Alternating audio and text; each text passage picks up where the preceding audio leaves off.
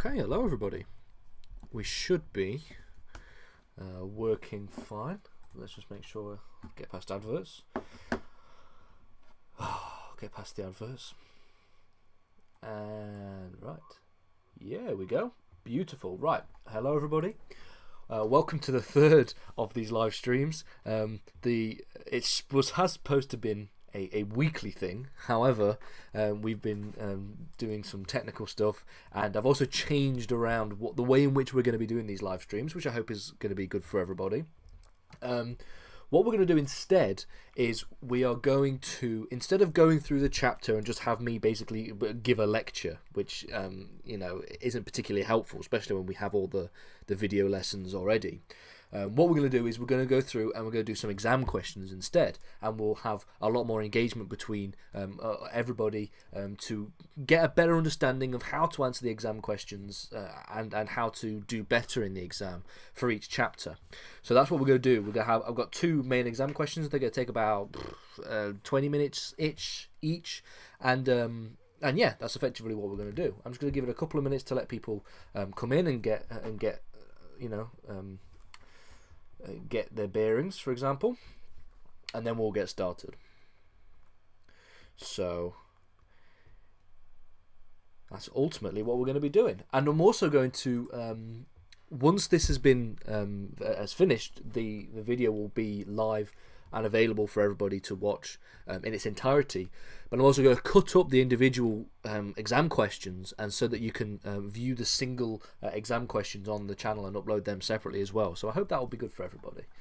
And yeah, so if you're watching this live or if you're watching this as a repeat, either as the full live stream or as a single video, well, then welcome for everybody. Will these be recorded? And yes, they will. Will these be recording up later? Yeah, oh, never mind. So we're going to be the whole stream will be available for everybody later, and also individual lessons will be available later. So you can come back later on if you're struggling with a particular issue, and then come back and look over it again. Okay. So let's just begin with the first thing that we're going to talk about. So we're going to be studying the Prime Minister and Core Executive. In this lesson for the module for A-level politics. We're going to be focusing on a few specific Prime Minister and Executive exam style questions, and then we can go about answering them to see if we can get how we get the best grades. This is also for AQA and NXL. They're basically the same chapter effectively on each, so whichever one you're doing, you'll be fine. As a warm-up, we're just going to do a little warm-up for everybody. The question we're going to do is, can anybody name every single Prime Minister since World War II, from World War II to the present day? Okay, there's 16 to name. However, some of them retook office and came back again.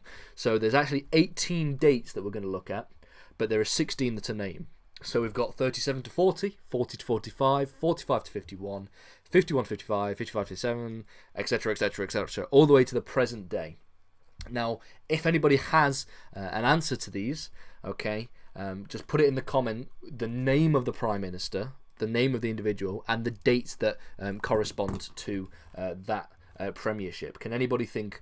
Now, there's obviously some easy ones. You should all be able to get effectively from 1997 all the way to the present day. You should all be able to get them, and you probably should be able to get some of the early ones as well. But the middle ones are the ones that are going to be really interesting. So I'm going to give everybody a couple of minutes to do that, and then we'll go through and see what everybody gets.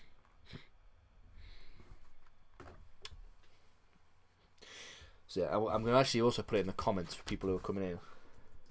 Can anyone name every Prime Minister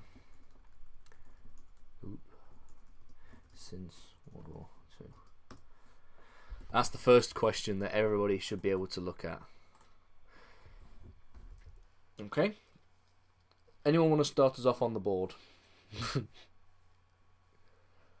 If not, we'll just go through one at a time, and then we will and we'll see how many everybody got. Okay. So if you're doing this at home, or if this is if there's something that you want to do as a repeat on the thingy, get a piece of paper and think of how many you can name. This is just a general exercise to see what anybody can do. Okay. So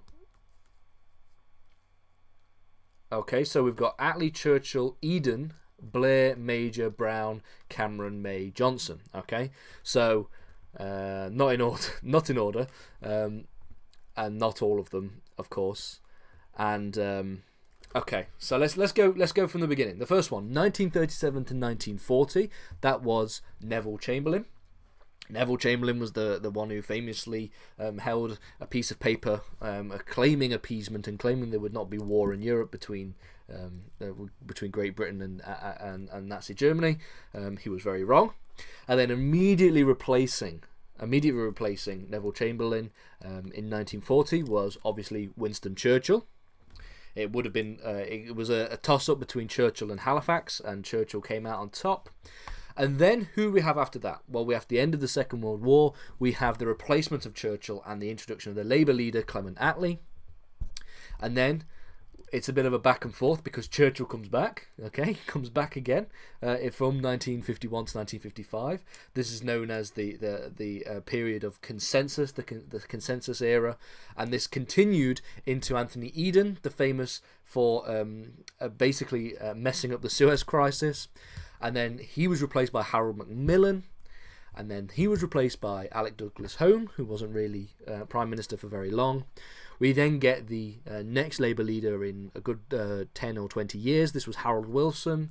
Harold Wilson was replaced by Edward Heath. Edward Heath was then replaced again by Harold Wilson. We then get James Callaghan. And then the ones that we should all be able to get, at least from 1979 to 1990, was Margaret Thatcher. Margaret Thatcher was replaced by John Major, who was the Conservative Prime Minister all the way up until 1997, when New Labour came in, and we get 1997 to 2007, we get Tony Blair, and then he was replaced by his immediate number two, which was Gordon Brown, and then we have David Cameron defeating, technically we could say David Cameron and in brackets Nick Clegg, since Nick Clegg was the Deputy Prime Minister. This was the period, the era of the coalition, but we're just going to go with the main names. And then Cameron was resigned in 2016 following the Brexit referendum. We then get Theresa May, and then finally, since 2019, we've had Boris Johnson as Prime Minister. So which ones did you get? Did you manage to get them in the right order, which would be an interesting one for people to get? And how many did everybody get? That will be something that either you could talk about in the comments here or in the comments in the separate video below. So let's move on to actually look at some actual exam questions. So we have an exam question here. It's more of a shorter exam question. It's not really requiring us to do any kind of back and forth argumentation and analysis. And so what we're going to do is we're going to talk about this exam question. It says, explain the ways in which the Prime Minister is able to control Parliament. Okay. Now, think about how you would answer this exam question for people on stream and for people in the separate video. Think about how you would go about answering this exam question. Also, take 5 minutes to think of the points you'd make and the evidence that you would use to support these points. Because you should be really aiming for about 2, 3, 4, maybe even 5, if you've got enough time, points that all explain the ways in which the Prime Minister is able to control Parliament, and you should be able to give evidence and examples at least as recently as possible to try and support these, support each of these points. And don't forget, you're not arguing back and forth. You're not doing on the one hand this and on the other hand that. You're doing you're looking at just simple points. So think about how you can do that. There we go.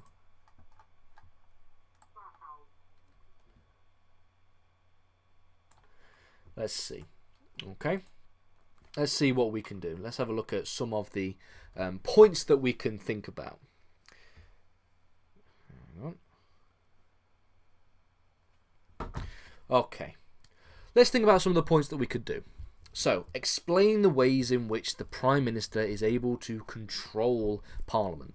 Well, I've got 1, 2, 3, 4. I think 4. I've got 4 points that we can think about with examples, okay? So the first of these is the power of the prerogative. The power of the prerogative. The Prime Minister can exercise the powers of the prerogative, okay, as they are granted upon them by the monarch, by the Queen. These are powers that are exercised on behalf of the monarchy, and they are able to be able to make decisions, okay, about government and government decisions, acting almost as the head of state on behalf of the Queen. That's one of the examples, okay. They do not require any kind of sanction from Parliament. They don't require consent from Parliament. They don't require a vote in Parliament to exercise these powers. And the power of the royal prerogative is also seen as what we call the traditional power of the executive. It is the olden days power of the executive that is derived from the monarch, and the monarch's authority is obviously derived from God, according to the theory. We have another one here, through the whip system, using a 3-line whip to make MPs vote a certain way. Exactly, we're going to come on to that in a second. That is a very good point. Exactly, that's one of the points that I got, so well done on that one. The next point we can think about is the Prime Minister is often the leader of the largest party within Parliament. Okay? So this means, as you've just said as someone has just said in the comments, okay, being the leader of the largest party in Parliament gives you a lot of leverage as the Prime Minister. It gives you a lot of leverage as the leader of the government and the leader of the party that has the most MPs in Parliament, okay? Since the Prime Minister is often the leader of the largest party, don't forget, they don't have to necessarily be the leader of the largest party. They're only the leader of the largest party by convention, because the person who appoints the Prime Minister is technically the Queen, is technically the monarchy. However, they obviously will follow the standards set by the election, of course. So the Prime Minister, being the largest party, the leader of the largest party, with a majority, can rely on MPs, okay? They can rely on MPs to vote on their behalf, to vote with them on motions and on bills and on decisions that are passed. And if they can't, if there's a particularly controversial decision, then there might be an example where you require the whip. You require the whip, the chief whip being Mark Spencer. You require the whip to whip MPs into voting on your behalf, voting your way with you in those particular decisions. So that's another way in which the Prime Minister can control Parliament. It can control the decisions that are made in Parliament and the votes and which way those votes will get.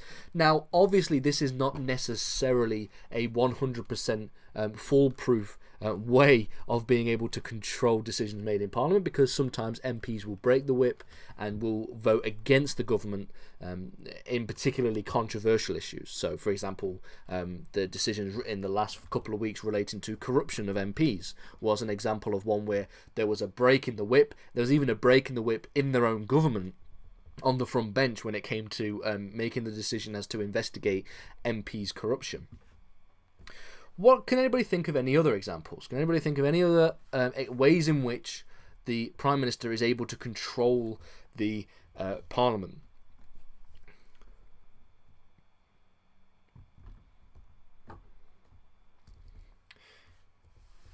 No? Well, we can think about the fact that the Prime Minister can control Parliament through the use of government policy. So this is tangentially related to the previous example, the idea that they're being the leader of the largest party, but because they are the head of the government, okay, or at least they are first among equals among the government, they are able to control government policy, and they are also able to control legislative policy within Parliament. Because they have the power of government policy, they have the power of what legislation is put to Parliament, is put to the floor to be debated on, so they can control Parliament by controlling effectively what gets debated and what gets put to the floor. Now, there are examples of backbench MPs providing bills and doing some work in doing that, and there's also examples of e-petitions that if they get enough signatures then they will be debated in Parliament.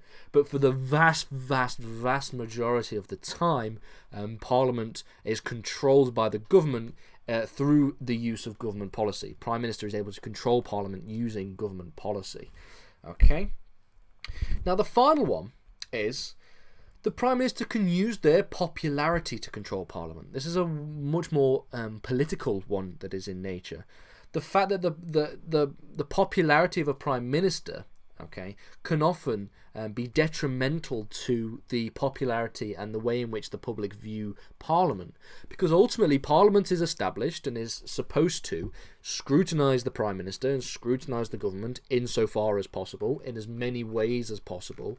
And if the Prime Minister is very, very popular, is doing what they believe is the will of the people, then the Parliament can get quite a bad rap and can get quite a lot of negative publicity and negative attention in the ways in which that takes place. As someone put in the comments here, opinion polls. Exactly. This ties into the fact when we have opinion polls. And if you were to use this in an essay, in my opinion, the single greatest example, recent example of the popularity of a Prime Minister, or the popularity of a position by a Prime Minister versus Parliament, has to be the ways in which Boris Johnson was able to frame the entire Brexit debate as him trying to get across this Brexit deal, and that Parliament were obstructing him in his inability to do that. He even went so far as to suggest that MPs in Parliament were enemies of the people and that they were traitors. All of these very, very vigorous and very quite harsh language to use in the course of these examples. But at the same time, shows very clearly that the popularity, at least in terms of upholding the Brexit vote, and the popularity of Boris Johnson at the time, was able to really, really crush the popularity of Parliament in Parliament's job, in Parliament's duty, effectively, to scrutinise government decision. That's a very good example that we can think about. Okay, before we finish and move on to the next question, the second question in this, the much more longer essay question, are there any other comments or questions that anybody wants to throw out, or any other examples that people can think about? I'll give a couple of seconds just to let it update.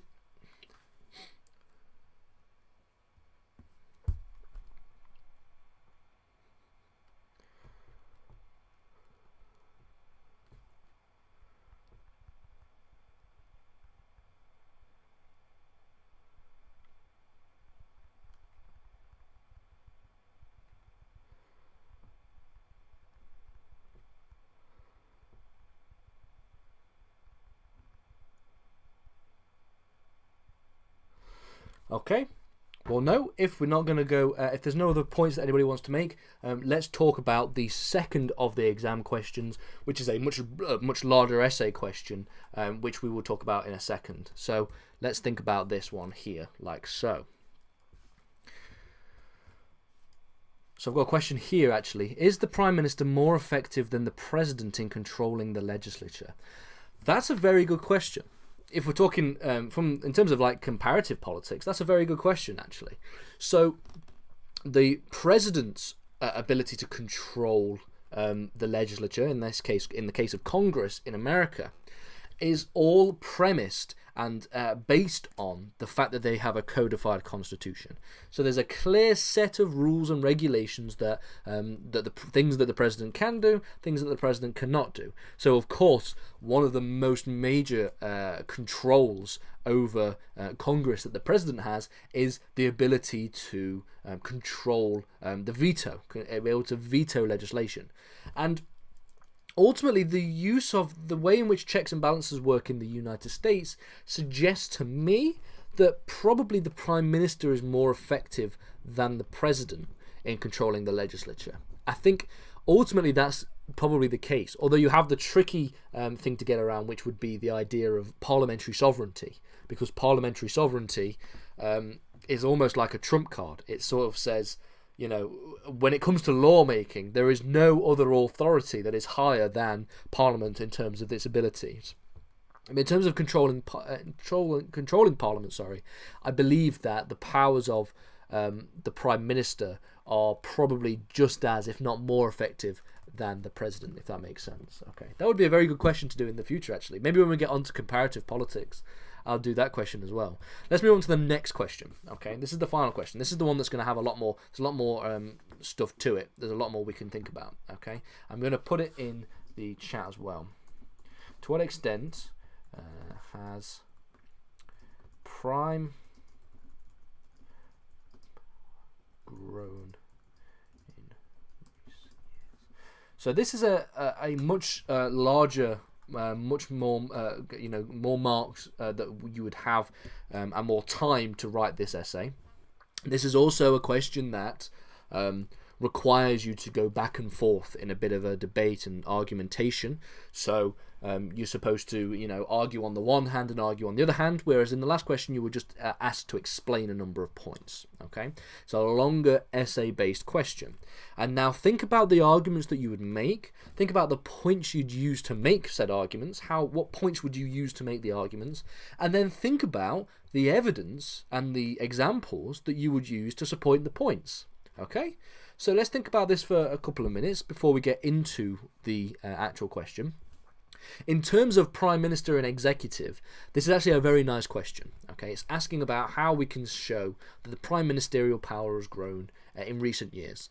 Now, the fact that they've written recent years means that we're not limited by any particular point. Obviously, we can't go as far back to Benjamin Disraeli because that isn't recent years, but we have a little bit of leeway in terms of how far we mean when we're talking about what constitutes recent, which I think is very good.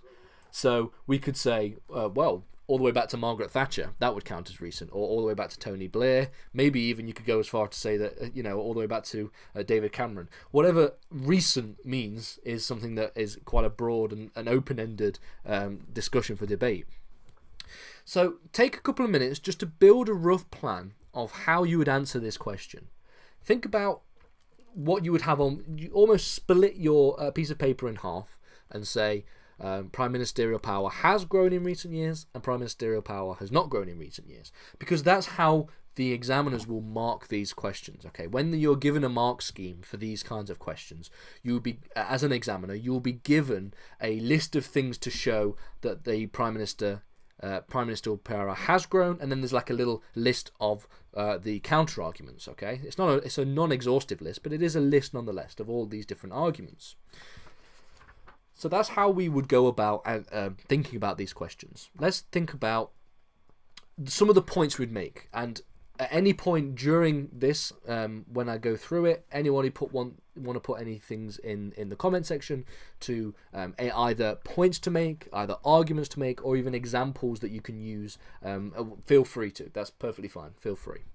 So we're going to begin by looking at arguments that the prime ministerial power has grown in recent years. Okay, now I'm taking the phrase "recent years" to be quite a liberal phrase, so I'm going as far back at least as Margaret Thatcher. But you can debate with me on that if you want.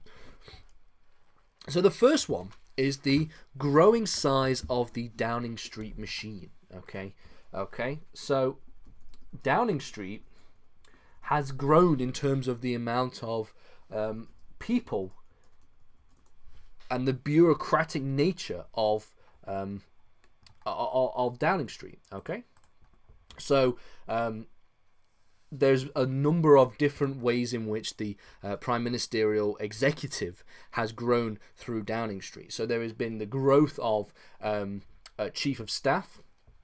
Okay, so these are the most senior special advisors in Downing Street. This is from 1997 all the way to 2019, and then again in 2020, the title of Chief of Staff has been held by the most senior special advisor in Downing Street.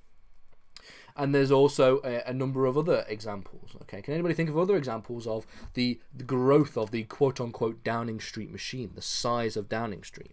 If not, we can move on to the second point. This is, in my opinion, this is arguably the weaker point of them. If you've got evidence to show the growth of Downing Street in terms of a bureaucracy and the bureaucratic nature of Downing Street and the way in which it has grown in recent years, then that's brilliant. But there are better examples. Okay, and we can think of another example of the Downing Street machine. And the growth of special advisors and the reliance on special advisors, in the fact that we have Boris Johnson's reliance upon Dominic Cummings. So he was a quote-unquote special advisor to the Prime Minister. His job description, his job title was not necessarily, it was arguably quite wishy-washy as to who was what he actually did as a job, but undoubtedly the things he actually did would fit under the title of special advisor, and he had almost unlimited powers to do what he wanted when it came to government policy, especially around coronavirus. Someone in the comments, vaccine department, yet again, arguably the ability to grow and to implement new departments. So you've also got the Department for Brexit as well, is another example when that came about, or it's not the Department for Brexit, the Department for the leaving of the European Union. All of these things are definitely ways in which the Downing Street machine has grown in recent years. Exactly. A second point is that the growing of importance of the Prime Minister when it comes to matters of foreign policy. Now, this is another very interesting one, okay? And there are so many examples that you can use to support this. So if you want, think about the kinds of things that have happened in recent years. I'm going as far back as the early 2000s in this example. Think about all the ways in which the Prime Minister has played a dominant role in the implementation of foreign policy, okay?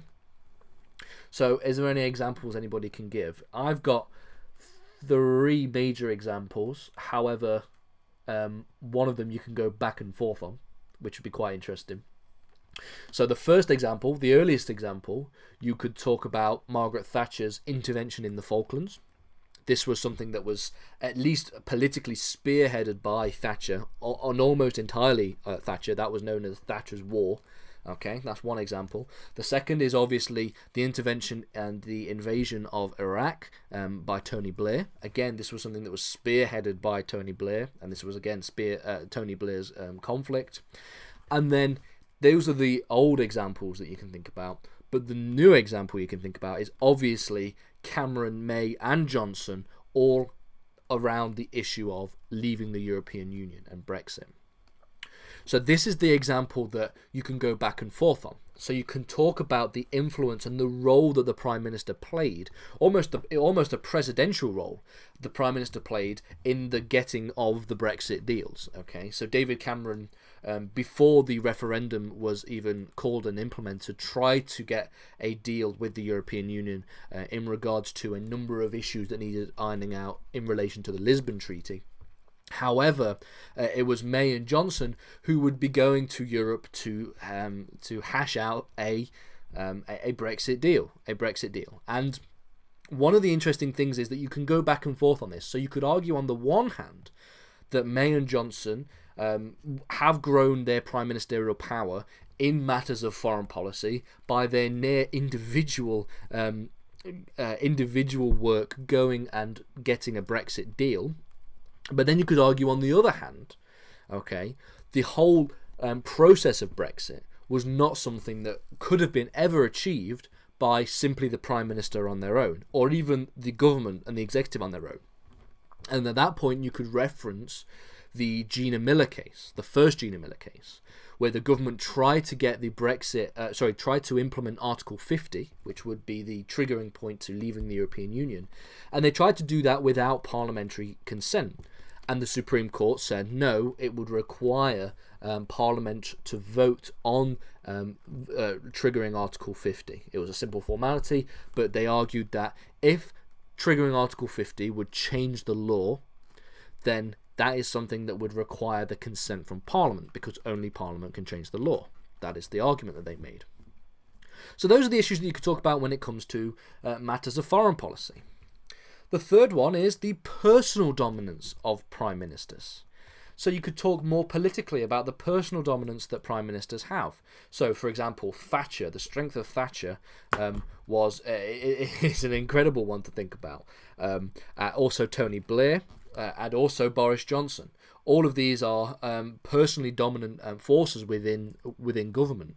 And you could talk about Tony Blair and the way in which Tony Blair would operate within government, his so-called sofa government, the idea of instead of having large cabinet meetings, we would have individual meetings with individual ministers about individual issues.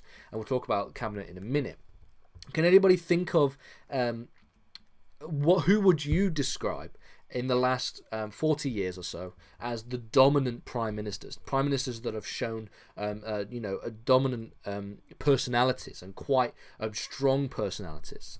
I know that's quite a wishy-washy question to think about, but if we think who were the strong prime ministers in history compared to the weaker prime ministers, arguably you would say Thatcher was a strong prime minister. You would say Major was a very weak prime minister, going so far as being painted grey by Spitting Image. You would say that Tony Blair was a pretty strong prime minister, Gordon Brown being a weaker prime minister, although he gets too much stick in my opinion. Cameron being a strong prime minister to an extent, maybe. And then May being a very, very weak prime minister, and now we have Johnson. Now, depending on where you would align yourself politically, you could argue that Johnson is a weak prime minister or a strong prime minister. That depends on what you believe. So that could be an argument that you could make in terms of the personal dominance of prime ministers.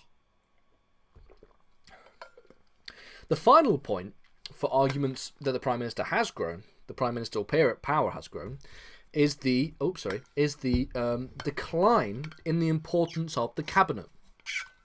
So this is one that I would probably use instead of the Downing Street machine if I was going to write this essay, but it's personal preference, of course. So there has been a decline in the importance of the cabinet. I've already mentioned Tony Blair avoiding the cabinet, refusing to use the cabinet as ultimately, and going for the whole sofa government. Okay, you have the idea of the fact that we had a Brexit Secretary of State for leaving the European Union, but ultimately all of the decisions and all the major decisions and all the political capital that was granted to the Prime Minister. It was Theresa May's deal that went and got. It was Boris Johnson's oven-ready deal that got over the line in the end. It wasn't anything to do with Dominic Raab, who was the Secretary for leaving the European Union, or David Davis. So these are examples of the fact that the cabinet has been utilised less and less in recent years. Let's move on to the arguments on the other side before we finish up. So we're going to finally think about arguments on the other side of this debate.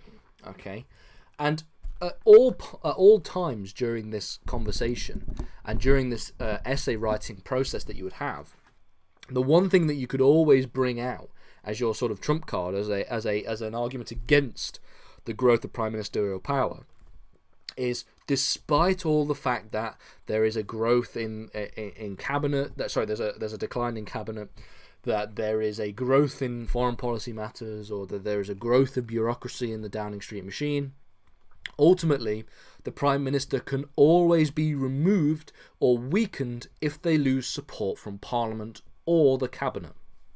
Okay, so it's Parliament or the cabinet that can be utilised to weaken or even just outright remove the prime minister from power. So think about examples of how when this happened. So, for example, Margaret Thatcher was ousted when it had become clear that her government had no confidence in her abilities to continue to lead. And there's also the fact that she then ultimately resigned because she had no authority from her cabinet. We've got another comment here. MPs often vote in relation to their constituents as opposed to party lines, shown in recent case of Owen Paterson. The Owen Paterson case is very interesting because you are right. This is what we're talking. The Owen Paterson corruption example, the shambles that was for the past 2 weeks, was an example of a number of MPs definitely breaking the whip and voting, almost voting with their conscience rather than voting along party lines. However, the very simple fact that provision got through, the fact that the provision to not investigate MP corruption, specifically the Owen Paterson case, the very fact that actually managed to pass in Parliament shows that enough MPs voted in relation to party lines rather than their constituents, because there is no possible argument you can make to suggest that the constituents, but the voting against investigating would be in line with their constituents, if that makes sense. Let me know if that makes sense. Another example of prime ministers being weakened or removed is the fact that Theresa May ultimately resigned from her position as prime minister when she lost all support from both the government and from parliament. She also lost her majority, so don't forget the majority was hanging on by the skin of its teeth in 2017 when we had a hung parliament, and ultimately that led to Theresa May having to resign. That's another point that you can make. Ultimately, the power of the Prime Minister is something that is significantly hampered by the fact that the Prime Minister can ultimately always be removed or weakened if they lose any kind of support. The power of the Prime Minister also largely depends on the majority of Parliament, the majority in Parliament, the majority that they have in Parliament. And now this is a really nice one that you can use as an answer, because rather than suggesting that the powers of the Prime Minister has been on a steady growth in recent years, you could argue that it largely just depends on the size of the majority. So, for example, the majority right now, I believe, is 80 or 79 at this point, because there have been some by-elections. The majority is very high. So this has allowed Boris Johnson and has allowed his government to pass through a number of different provisions and a number of different acts of parliament. And another example could be, you could say the Owen Paterson case is an example of that. Even more significant was the 1997 win for Tony Blair and New Labour, because he got the largest majority in parliamentary history, and think about all of the things that he was able to pass in that time. Okay, Devolution, Human Rights Act, more devolution, Constitutional Reform Act, House of Lords Act, all of these different acts of parliament were able to be passed. Okay, so that's an example of how the power of the Prime Minister depends largely on the majority. And again, when the majority was very, very low in the case of Theresa May, after the 2017 election, after the hung parliament that there was, that she was being propped up by the Irish Party, okay, the fact that it was effectively impossible at that point for her to ever successfully or smoothly get across a Brexit deal in that example. There was just no way that was ever going to be the case. I've got another comment here. Devolution has also allowed some big decisions such as taxes to be made on a more local level. To an extent, devolution has been very good in that regard, in the ability to ultimately devolve those areas. However, Parliament still reserves the right to legislate in those areas. So not only do they have the right to legislate in the quote-unquote reserved matters, the matters that are reserved for Parliament, as is established in the Scotland Act and the Government of Wales Act and the Northern Ireland Act, or the Good Friday Agreement, not only is that the case, but they can also, even in the issues that are related to, like, for example, fiscal policy in Scotland is something that is something that is devolved to the Scottish Parliament. Even though that is the case, Parliament and Westminster can still override any decision that devolved bodies have made. That's ultimately the issue, because Parliament is still ultimately sovereign in that case. So devolution is it's an example. It's an example. You could argue that yes, devolution reduces the power of the Prime Minister to an extent. I would personally, if I was going to make that argument, you could make that argument, but you'd have to add an extra caveat to that point, because you're right that devolution has reduced the power of the Prime Minister in everything that you've just said, but you have to caveat that by saying the political power of the Prime Minister, not the legal power of the Prime Minister, because the Prime Minister with a big majority, like Boris Johnson, for example, right now, if he had the votes for it, could overturn and take back every single rule and law and regulation that has been devolved to these assemblies. So he could overturn everything that Scotland's ever done. He can slash the Scotland Act, and he could repeal and replace it with anything else. That's what he could do. However, at the end of the day, that would be very politically disadvantageous. It would not be very good for him politically, because it would risk him losing an election in the next next time a general election is called. So you could make that argument. I agree with you. You could definitely make the argument that devolution has weakened or at least reduced the Prime Ministerial power, but you'd have to caveat that by making sure that you makes some kind of reference to the fact that ultimately parliamentary sovereignty means that devolution doesn't mean anything if they want to just repeal it. It's exactly the same as the example of the Human Rights Act.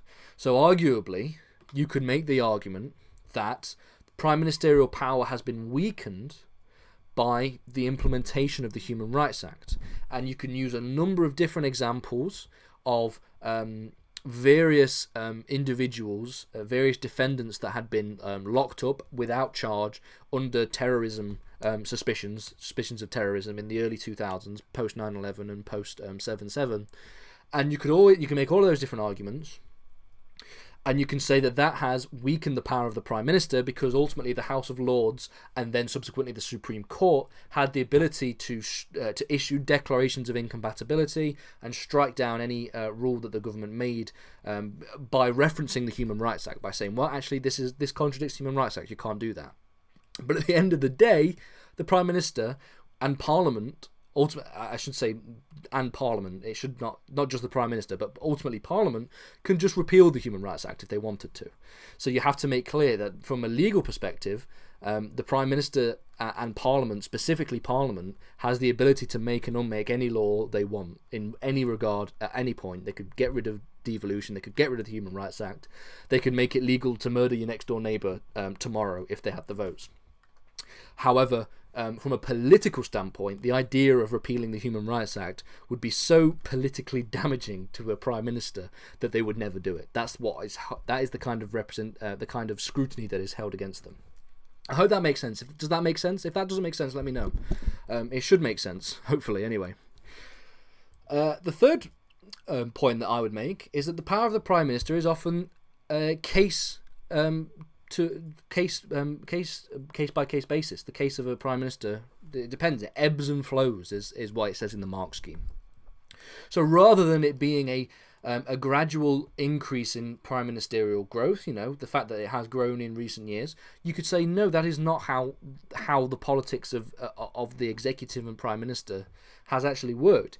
It goes up in some cases and then it goes down in other cases, and that largely depends on the majority that they have in Parliament.